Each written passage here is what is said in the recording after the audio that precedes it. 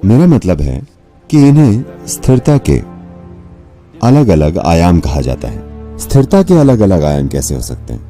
उदाहरण के लिए हमारे अनुभव में आमतौर पर एक इंसान 1 मिनट में 14 से 15 सांसें लेता है। सांस का इससे सीधा संबंध है कि मानसिक उतार चढ़ाव कैसे हैं। पता नहीं विज्ञान ने ये खोजा है या नहीं, पर हमारे अनुभव में बिल्कुल मौजूद है। मान लीजिए स्वाभाविक रूप से, जबरदस्ती नहीं, आपके सिस्टम से सही चीजें करके अगर आपकी सांसें 11 से नीचे आ जाती हैं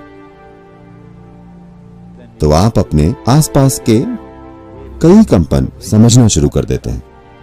यानी शब्दों की गति से कम गति की आवाजें जो जानवर निकालते हैं वो आपके लिए स्पष्ट हो जाती हैं। जब आपकी सांसें 9 से कम हो जाती हैं स्वाभाविक रूप से, बिना किसी कंट्रोल के, तो पेड़ जो फैला रहे हैं, वनस्पतियां जो कर रही हैं, वो आपके लिए बहुत स्पष्ट हो जाता है। अगर आपकी सांसें 6 से कम हो जाती हैं तो बेजान चीजें कैसे कंपन कर रही हैं, इसे ऋतंभरा प्रज्ञा कहते हैं। दिस इज नोन एज ऋतंभरा प्रज्ञा। यानी हर रूप के कंपन और उससे जुड़ी ध्वनियां आपके लिए बहुत स्पष्ट हो जाती हैं। दूसरे शब्दों में ब्रह्मांड की प्रकृति समझी जा सकती है। अगर आप बेजान चीजों की भाषा जानते हो तो, कि हर रूप की बनावट कैसी है, उसकी प्रकृति क्या है, वो अभी क्या है, वो आगे जाकर क्या बनेगा, या वो कल क्या था और आज क्या बन गया है, ये सभी चीजें आपके सामने स्पष्ट हो जाती हैं। जैसे जैसे जीवन चलाने की चिंताएं कम हो जाएंगी, इंसान स्वाभाविक रूप से ऊंची चीजों का बोध पाने लगेंगे। लेकिन महत्वपूर्ण चीज है स्थिर विद्युत का स्तर, क्योंकि इसे आमतौर पर रुद्र, हरा और सदाशिव कहा जाता है। पहले स्थिर हैं पर उनमें कंपन है, वे गरज रहे हैं। दूसरे स्थिर हैं लेकिन वे कार्यों में स्थिर हैं।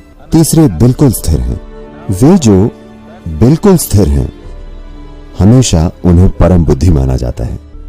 बाकी की हर चीज सक्रिय होने की चिंता में अपनी बुद्धि खो रही है एक निश्चित स्तर पर सक्रिय होने के लिए, लेकिन वो जो बिल्कुल स्थिर है उसे सबसे ऊंची बुद्धि माना जाता है। सिर्फ पूर्वी रहस्यवाद में ही सृष्टि के स्रोत को हमेशा सबसे ऊंची बुद्धि माना जाता है।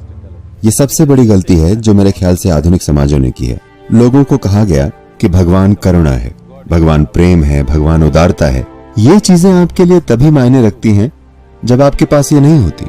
अगर आपको कोई प्यार नहीं करता, आप ऊपर देखते हैं, भगवान को आपको प्यार करना चाहिए। अगर आपका पेट भरा नहीं है तो आपको उदार भगवान की जरूरत है। अगर आप बुरा महसूस कर रहे हैं तो आपको करुणामय भगवान चाहिए। लेकिन अगर आप कोई धारणाएं न बनाएं, अगर आप बस एक घास की पत्ती को देखें, एक फूल को देखें, एक परमाणु की बनावट को देखें, तो एक चीज है कि सृष्टि का स्रोत वो सबसे ऊंची बुद्धि है जो आप कभी भी कहीं भी देख सकते हैं। अगर आप सृष्टि को देखें तो ये पूरी सृष्टि बुद्धि से भरी हुई है। अगर हम लोगों को बस ये कहते कि भगवान बुद्धि है तो हमारे पास एक ज्यादा समझदार दुनिया होती। यही मेरी सोच है कि सृष्टि का स्रोत खुद बुद्धि है। अगर आप ये पहचाने तो आप वैसा बनने की कोशिश करेंगे।